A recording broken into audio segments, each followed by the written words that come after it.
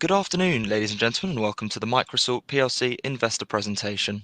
Throughout this recorded presentation, investors will be in listen-only mode. Questions are encouraged. They can be submitted at any time via the Q&A tab that's just situated on the right-hand corner of your screen. Please just simply type in your questions and press send.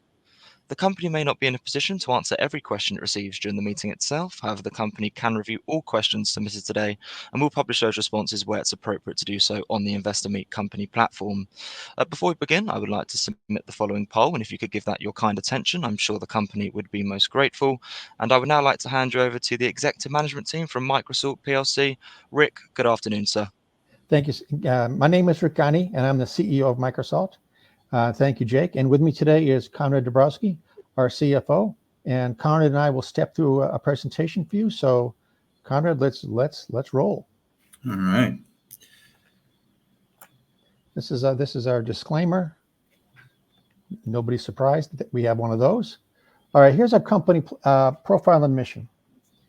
MICROSALT is commercializing a patented technology that produces full flavor, low sodium salt. What that means is that we can take the sodium out of the salt and still deliver the regular flavor for food.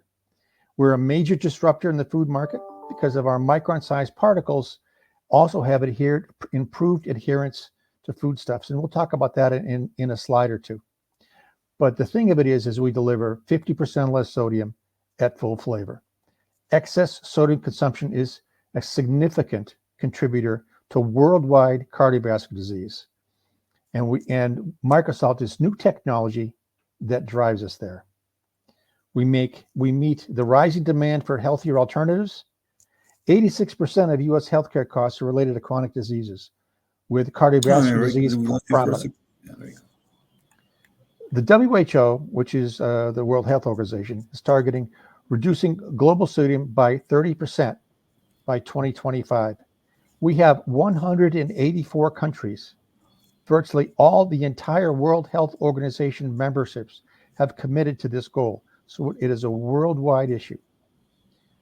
And it's estimated that we'll save 7 million lives by doing that by 2030.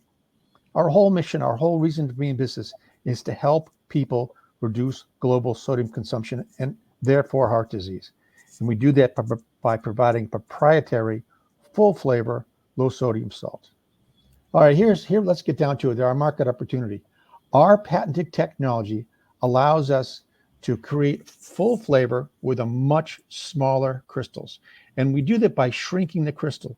We don't grind it, we don't cut it, we physically shrink it so it becomes extremely intense. And by doing that, you increase its surface area. So when it hits your tongue, you get the full blast of the flavor of that crystal without ingesting all the excess sodium. It works great in crisps, tortillas, nuts, crackers, breads, popcorn, energy bars, cookies. It has the full functionality of traditional salt because it is salt. There is no potassium chloride. There are no other chemical-based things in the salt itself. When you make something that small, you naturally improve its adhesion. So if you're on a production line, you're making, let's say you're running crisps, your salt isn't bouncing off. I mean, it happens to all of us. We salt our food and the salt bounces off. Well, that's a big problem when you're running a plant. However, MICROSALT doesn't bounce off. It sticks to the crisps. It sticks to the nuts. It stays suspended in a slurry. So from an operational standpoint, it's really, really a great product. And, it tastes like salt because it is salt. And I keep coming back to this because that's the secret. For 20 years, we've been struggling with trying to fix the sodium problem. And that's because they didn't have MICROSALT around.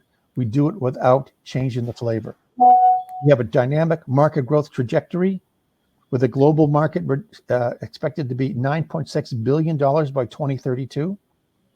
We deliver 50% less sodium on average, and the current market is $5.5 billion. And operating in a market this dynamic is giving us great increased health conscious among consumers and government sodium reduction targets. Real simple. We deliver competitive advantage. Our unique patented technology delivers much smaller crystal salt with full flavor without ingesting sodium. It's it's speaking to a huge demand, significant health benefits of cutting sodium across the globe, both B2B and B2C. We have massive development potential because it is a global problem.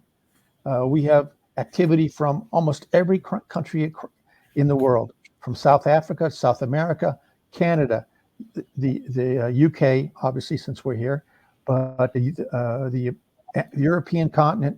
It's sodium is a big problem, and to address a big problem like this, you address big customers.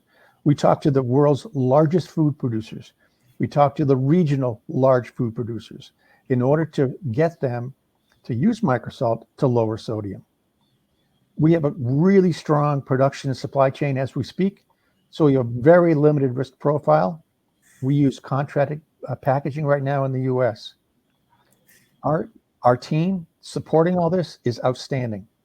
We have senior level people in sales, international sales, supply chain management, and marketing. Our board is equally as strong. Here's you see a picture of myself on the left.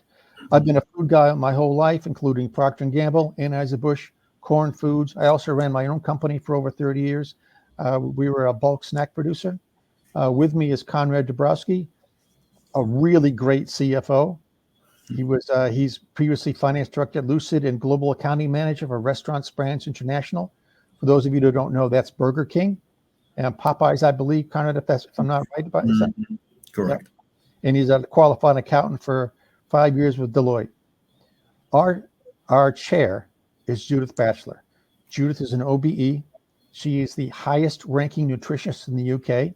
She's had 35 years experience in the food business, including management positions at Sainsbury, Safeway, and Marks and Spencer. She's a fellow of the Institute of Food Science and Technology and is really a really strong resource for us. Gary Ormston, with over 30 years of experience in the food industry. He was the CFO of William Jackson Food Group. They did over 300 British pounds. He's extensive experience in M&A, governments, and internal controls. And Dan Emery. Dan is a sales guy. Everybody needs a sales guy.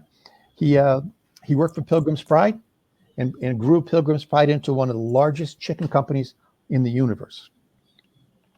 Great board for a company our size, especially. Here's a real quick look and go from right to left of what the competitive market might look like. You have all these products and they have potassium chloride as their main ingredient. And before MICROSALT, that was pretty much the only game in town, but it has a severe metallic aftertaste because it is a metal. When you go to the left, you'll see the Morton table salt at their serving size at 1.5 grams is 590 milligrams, and our product is 148 milligrams. So there is a significant savings. And if you can look at the ingredient statements there, salt and non-GMO maltodextrin in ours. So we deliver the salt flavor with real salt. Okay, there's a couple things going on here inside the company. First, where our meat is, where our strength is, the B2B business. Obviously, selling to the world's largest food manufacturers who need to lower their sodium to make the government regulations that they're facing. Depending on your country and the severity of those regulations dictates the severity of how quickly they want to move. In the UK, you guys are pretty aggressive. In South America, they're extremely aggressive on their sodium reduction plans. What this also brings, though, is that brings long-term revenue base. When you lower your sodium, you're not going to go back and start selling unhealthy food again and risk all you've gained in the terms of product placement and labeling. That's just not going to happen. In addition to all that, we have a strong B2B, B2C profile. We made a line of crisps for proof of concept only. Proof of concept came out so great that we're in over 400 stores as we speak. We also created 2 sizes of shakers. You know, even though most of the sodium we ingest comes from processed food, some of it does come from uses at home. and we felt it was important that people could put MICROSALT in their pantries. So we have 2 size shakers. They are available currently on Amazon UK and Amazon US. And if you add that all up, we're in about 1,000 stores total across those 2 venues. And of course, we have e-commerce where we sell both of those items and some bulk, believe it or not, on various e-commerce sites. All right, this is just as a snapshot of the supply chain, the sales supply spectrum. We can go right to the end. On the right-hand side, we have 2 customers that have already, 2 multinational major food customers that have already placed orders. We have a 3rd in rollout conversations. We have a 4th and a 5th in ongoing testing. So we have 5 significant major food companies, of which 2 of them are already giving us orders. We can go to the next slide. We can kind of fill this in. Okay, customer A. It's a major Fortune 500 pharmacy retailer chain. They've already placed orders. We're converting 4 items of their private label in 800 of their stores. And during the year 2024 and in 2025, we'll be converting from the 800 to the 9,000 and from the 4 SKUs to across their entire package line. Now, that's not going to happen all at once. They're going to bleed that in, but there's a marriage of mission here, and we're well on track. Customer B, very exciting. It's the Mexican subsidiary of Customer C. Customer C is one of the world's largest food companies. We've already commercialized in Mexico. They've given us orders totaling 29 metric tons. We have regular orders are continuing. We are going to go from 2 items to 5 items. I'm going to say before the end of 2024. And it's Latin America and South America are the gateways for growth for this particular company. And they're very excited with us. And to use their terms, we are their alpha launch when it comes to low sodium initiatives. Customer C is the same customer as customer B, except in different locales. We're including this in the US, in Europe, and in Canada. We're also talking to them about developing a joint development agreement for additional product innovations across this low sodium perspective. There's many different ways we can use MICROSALT, and we're exploring all those with them as we speak.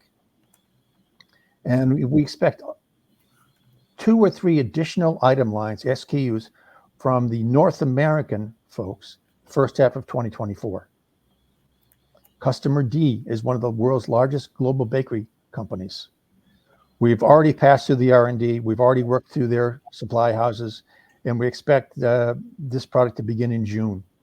It's an extremely popular line. And again, I want to point out, once you go low sodium, you can't go back, and you can't just have one item low sodium. And, since we're talking about full flavor, we're not saying to the customers, okay, item X, have one version high sodium, one version low sodium. No, we're not saying that. We're just saying lower the sodium on your traditional product and go from there. They don't need extra SKUs.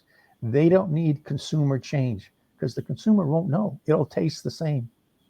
Yeah, this is really the key point, I think, because it's so central to, you have a great new technology that's patent protected, you have a great team, but at the end of the day, it's about how easy and costly it is for prospective customers, especially large food companies, to adopt a technology like MICROSALT, right?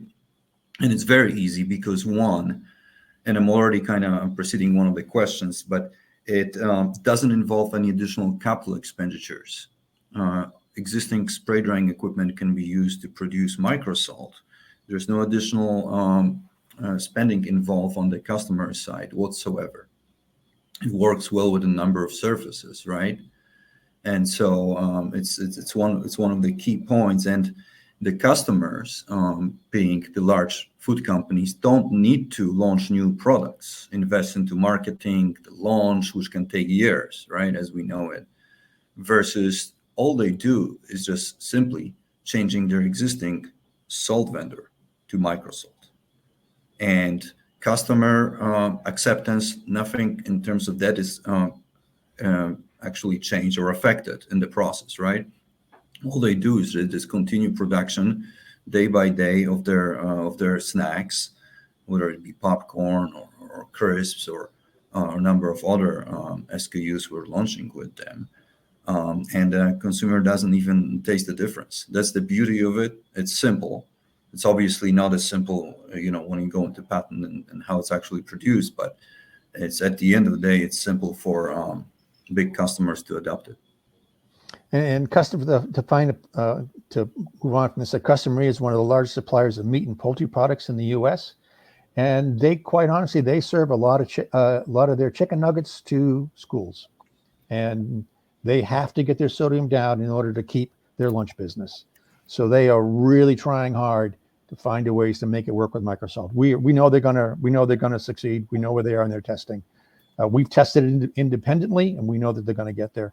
So it's a really great customer base for us.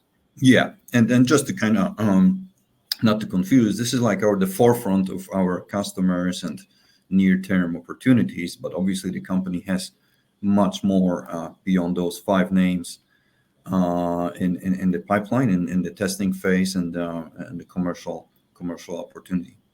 Yeah, our pipeline is really something, and this is all Conrad. Yeah. Now, again, we're looking at the numbers from previous year and a little bit of 2023, which is primarily only reflecting sales of the B2C items, the proof of concept. And just to be clear, the company and the team have been focused on putting resources into launch of these big B2B products at the end of 2023 with customer A and customer B. So those are the 2 customers already paying. And we've had to reshuffle resources into those launches, a little bit at the expense of the B2C sales. But we do obviously expect the B2B to grow as a portion of the sales by going forward. And funding has been historically provided through convertible loan notes through the incubator, Tech Capital, just under $6 million at the end of 2023. And again, we just wanted to reiterate that we're at a very interesting junction right now where the effort that the company has put into the rollout of MICROSALT with 2 of these major B2B customers is coming to fruition. And we obviously expect more to come in 2024 and beyond. And, some of these companies are really large, right? They have multiple geographies, and we're working with multiple teams across the board, across the continents, really, sometimes. And this is why on the balance sheet side of things, the company needed funds to grow inventory and working capital to satisfy needs of some of these large manufacturers, because we're talking about pretty high quantities. Obviously, if you can imagine, some of their SKUs are really selling very, very, very well. And to me as a CFO, that's one of the best uses of capital you can imagine, which is really working capital and inventory. Again, worth saying again that no major capital expenditures is needed in terms of already existing equipment that is making MICROSALT. In the future, we might need a manufacturing plant that will further help with our margins. But as of now, we have a very good capacity with third-party contracted manufacturers. And over time, we can also invest a little bit into R&D as to other line extensions. And this goes into obviously the use of proceeds slide. We're talking about, again, inventory and working capital, which I just went through, sales and marketing, obviously. The good thing about sales and marketing spend is that we're already talking and servicing a number of major companies. And our investment in sales and marketing is not just cold approach or trying to get customer to the table and start talking to them, but it's more so really servicing already existing customers and helping Rick and the team manage multiple geographies and teams within oftentimes the same large snack food companies. Line extensions and product development is an interesting one because we have a product that's already working great on a number of surfaces. and product extensions and ready-to-go meals. It's not just crisps, it's not just popcorn, it's ready-to-go meals, it's cereal. Over time, we can add more to it, like French fry applications and different other applications. And then finally, obviously, staff expansion and G&A, which is growing the core team. You have to remember that all of this progress was accomplished with an average 7 people on the team. And Rick and the team really need help to service these already existing customers and the upcoming opportunities. Thank you, Conrad. And just to summarize, we have a serious competitive advantage in the sodium reduction market through our patented technology. It tastes like salt because it is salt. Part of the genius of this is its simplicity. And as Conrad mentioned, all we're asking the customers to do is to pull their salt out and put salt back in. We're not asking them to rebalance their flavor profiles. We're not asking any of those things. And we're not asking the consumer to change their behavior. We're just asking them to change their salt vendor. A health concern of this magnitude has led to pent-up demand, both B2B and B2C channels, and the government pressure across the globe is only giving us significant tailwinds, and the government pressure is not going to go away. If anything, it's going to increase. And this gives us a dynamic potential for growth across the world. We're the new guy in town. We have the new technology. We're the Wi-Fi compared to the old dial-up because we have technology for the food business that wasn't there before. Our pipeline and our visibility is the best companies in the food business. And no matter where you might be, we're there trying to talk to them. Again, very limited risk profile on production supply chain. And as we grow, you'll find that we can replicate production in other countries because it's a simple product to make. There is nuance involved in exactly the science of it all. And I'm perhaps downplaying the science a little bit, but there is some nuanced technology involved. But we can make MICROSALT where we need MICROSALT to be delivered. We got a great team. I mean, it's a fabulous team, it really is. These people know what they're doing, they're experienced, they're committed, and it's really great to have them every day, working every day. And we have a clear use of our proceeds and focus on capital growth for our shareholders so that we can build a viable long-term company.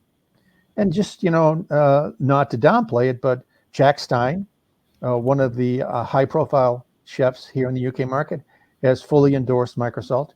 And in the coming months, as we develop the UK market, you'll see Jack in much more of an aggressive stance, using MICROSALT, providing MICROSALT recipes, perhaps even on a podcast or video or a webinar of this magnitude to really get MICROSALT on the street, for lack of a better term. Thanks, Rick. Yeah, if I just may add to this great finish by Rick, by just reiterating the health problem, that it's so obviously inherently related to the commercial traction, because I think half of the customers we're speaking to are already putting the product in. They came to us, a small company they had to look up in search of a solution. So that's making our sales job that much easier. In the UK alone, according to the British Heart Foundation, approximately 7.6 million people have cardiovascular disease. Over 170,000 people died from it in 2022, and half of that at least is attributable to excess sodium consumption. We want to make a dent in this number, and I think it's a great mission to be associated with, especially when it comes with a feasible product that's easy to adopt for large snack manufacturers and really see effect of that fairly quickly. Again, financially, our goal is to make a meaningful stake in that 5.5 billion global sodium reduction market. And even though we're technically already actually penetrating outside of this 5.5 billion low sodium market, because we're technically replacing normal salt, not low sodium solutions are out there, right? When we speak to customer A or customer B, they're not launching new lightly salted versions of their product portfolio. They're using MICROSALT on their already existing product. And that's one of the reasons why we're so optimistic we're going to be able to really reach that mission in a relatively short amount of time. Thanks, Rick. And Jake. Thank you, Conrad. Perfect. Rick, Conrad, if I may just jump back in there, and thank you very much indeed for your presentation this afternoon. Ladies and gentlemen, please do continue to submit your questions just by using the Q&A tab that's situated on the top right-hand corner of your screen. But just while the team take a few moments to review those questions that were submitted already, I would like to remind you that a recording of this presentation, along with a copy of the slides and the published Q&A, can be accessed via your investor dashboard. Conrad, Rick, as you can see there in the Q&A tab, we have received a number of questions from investors that were both pre-submitted ahead of today's event, as well as those that have made their way through during your presentation this afternoon as well. So firstly, thank you to all of those on the call for taking the time to submit their questions. And Rick, Conrad, if I may just hand back to you just to read out those questions and give your responses where it's appropriate to do so, and then I'll pick up from you at the end. Thank you. Absolutely. Thank you, Jake. Rick, we have a first question from Andrew, who's curious about how easy it is for a product line to switch out existing high salt provider, or I guess regular salt provider, and replace with MICROSALT. Does it require modification to the product line, etc.? Maybe you can talk about that process a little bit. I'll tell you that MICROSALT has the same functionality as traditional salt. It works great in slurries. It works great in a sheeting application. It looks great on a sprinkler application. So to answer your question, Andrew, no, the customer doesn't require any CapEx to our experience to date. It's very easy for them to produce it on the line. And in fact, the operating guys like it because there's no salt on the floor. There's no excess salt in the bag. In the nut business, it's not uncommon to have to salt your nuts twice because so much of it bounces off. Well, you don't even have to do that. If you're making dry roasted salted almonds, you're all set. Yeah. And, the process usually looks like this. All these almost all of these large snack food manufacturers, food companies use their flavor houses, right, Rick? So we usually work with them. And oftentimes it's actually the flavor house that provides like seasoning for, customer A's crisps. Oftentimes they're the biggest advocate of our solution because they do have less scrap, less mess on the production floor. It sticks well, it works well. So I think that's one of the advantages of MICROSALT. And there are some cost savings actually from that improved product adhesion. And kind of addressing already another question in terms of pricing. Yes, MICROSALT is a premium priced product. Salt is like one of the cheapest commodities out there. It costs more than regular salt. However, the benefits are obviously from low sodium and health effect and advantages to the top line of the customers, but also from the product adhesion. They lose less salt on the production floor in the process of production versus normal salt. And then finally, while MICROSALT is more expensive, at the end of the day, when you look at the unit cost of a serving size bag of crisps, salt is oftentimes around 1-2 pennies per bag. Now, obviously, it adds up on high volume, but from the P&L perspective, it's a pretty easy decision-making process, and we've never had issues with pricing with customers we have so far, and so we're very happy with that aspect. Rick, another question, maybe it might be more for me, was from James, more around actual listing on AIM and why we listed on AIM, for example, given, overall, I think where the indices and the market has been. So first of all, we're very pleased to, list MICROSALT in the UK just because of historically how strong the food sector has been. And Britain is home to many of the world's leading food companies, from Unilever's, Compass, Tate & Lyle, Nomad Foods, Greggs, and many others. Second of all, the UK government and NGOs are actually very much on top, more so than some other countries, in terms of their will say, to reduce sodium and to really go after companies that don't, right? So we've got good degree of commercial opportunities coming from that. One of the reasons why Judith Batchelor, OBE, joined the company is because she was involved in some levels of sodium reduction since early 2000s, and has been complaining about lack of ingredient that could really help companies meet those sodium reduction goals that would not sacrifice the taste in the process. And then another reason, more financial, is it's actually more affordable for a small company to list on AIM versus some other more well-known, if you call it, markets. So we thought that was a good trade-off for the company. And at the end of the day, good companies will perform one way or the other, regardless of where they're listed. Let's see. A question from Austin. When will you be able to name a B2B customer? So we're obviously in the process of discussing. It's going to be, you have to, work with these large snack manufacturers to process through their different departments, but we do expect to be able to do that. Question from Gavin. Are you aware of any other new low sodium alternatives that are under development, Rick? We haven't come across anything that's starkly new.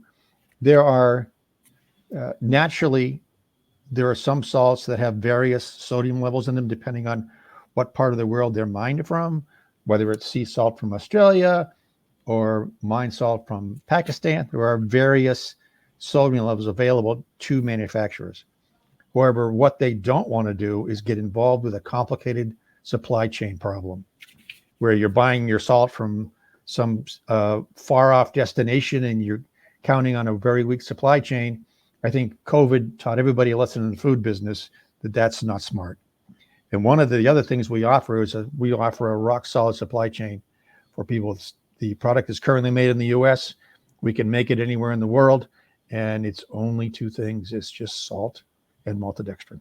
Yeah.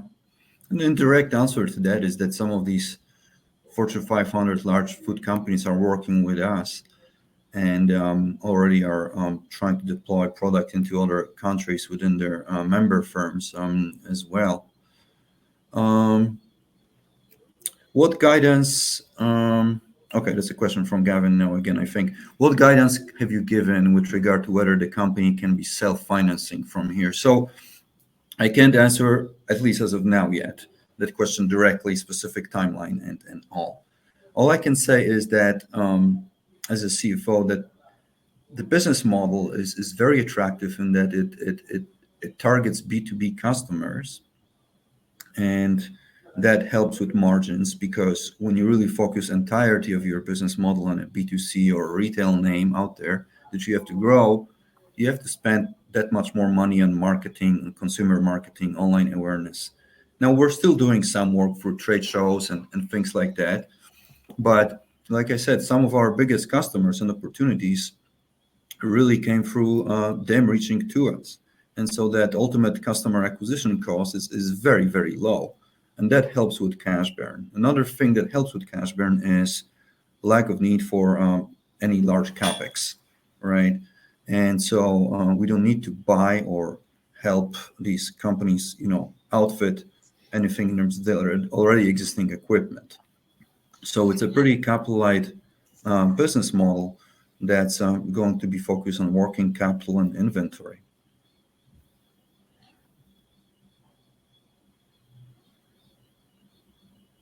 All right. Question from Beth. Could you speak a little bit more about the patents you hold? Rick, maybe you can take that one and kind of just discuss different parameters, and that might actually help the audience also with understanding of the actual technology and, more or less, obviously on a high enough level, what happens when we bring that salt to a dry spraying facility. Sure. The patent, there are a number of patents, but the major overriding patent is for the production of MICROSALT. And what happens is our patented technology allows us to shrink the salt crystal. And the patent is written in a manner so that we have a wide range of salt crystals that are maintained inside the patent, whether it's depending on what size crystal we need for the customer, we can do that. The process itself is what's patented, not necessarily the size of the crystal. So we have a rock solid grab on how you make MICROSALT. In addition to the patent, obviously we have a wider range of trademarks and industry know-how. You just can't drive up to a spray facility and say, let's make MICROSALT. There's been years of trials and runs, and it's a combination of water pressure, heat, time, nozzle size to get the crystal size just right. It's because we want that crystal size just right so it delivers the impact on your tongue, the flavor that you're looking for, without having to ingest the excess sodium. There are several other patents that are pending, and I'll leave those off for now because we don't officially know yet, but they are pending regarding the uses of MICROSALT, and that's that. Yeah. All right. Another question veering more into the financials, which was who owns the convertible loan notes and how do we find out the terms on these? So you can read through the admission document for details, but it's Tech Capital, the incubator that has funded the business, amongst other shareholders, because there's been a few others, but it's Tech Capital holding over $2.6 million in convertible loan notes.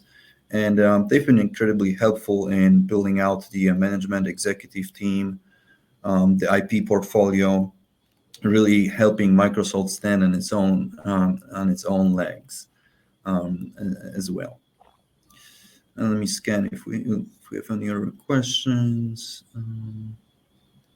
I think there's a question, Rick, around maybe overall marketing strategy in terms of any other influencers, but brand ambassadors the company wants to pursue, Sure. In the foreseeable future beyond Jack Stein. Sure. There's a lot of high exposure culinary related celebrities that were just bluntly out of our budget range. The people that can really drive influence are extremely expensive, and I don't think I'm saying anything that people don't already know. So as we grow and as we develop deeper into the culinary world, where we could walk into a restaurant and help a chef make his own recipes, that's where we're going with that. And that's going to probably come at a market by market attack. Obviously, in the UK, there's a number of high levels celebrities, and we started with Jack Stein. We're very happy with Jack, and we will be doing more of that in the future. Yeah. And then let's see. A couple of questions were added, I believe.